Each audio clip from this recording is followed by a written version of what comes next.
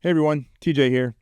So tax season's over, and if you're like most firms that I'm talking with right now, you're starting to think about what you want to do and how you want to improve, maybe using AI more intentionally going into the rest of the year.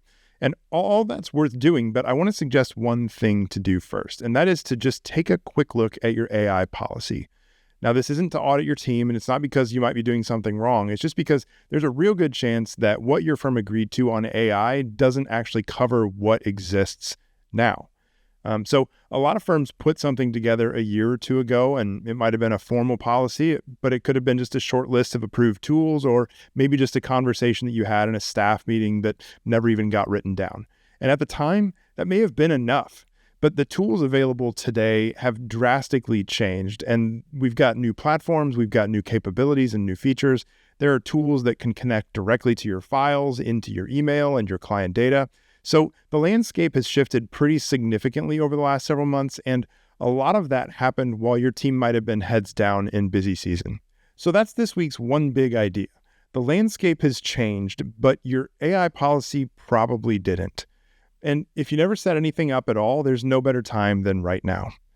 So one thing worth saying is a policy that nobody knows about is not a very effective policy.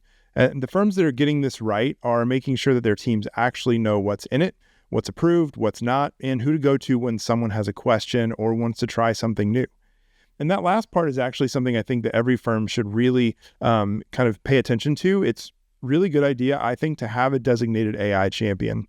Now, this isn't necessarily a partner and doesn't have to be your operations lead, but somebody with a genuine curiosity and enough bandwidth to stay current. They can help keep an eye on how things are being used and sort of be the obvious go-to when questions come up.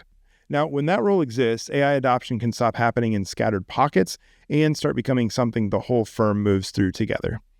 So tools like Claude Cowork are a really good example of why setup matters.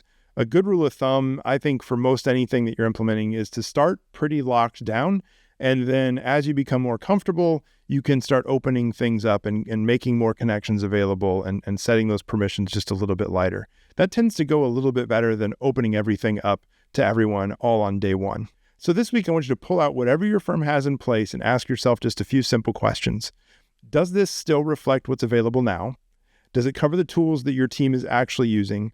And does your team actually know what's in it? Now, if the answer to any of those is no, that's a good starting point. And getting clear on where you stand makes everything else that you want to do with AI this year a lot easier to build on.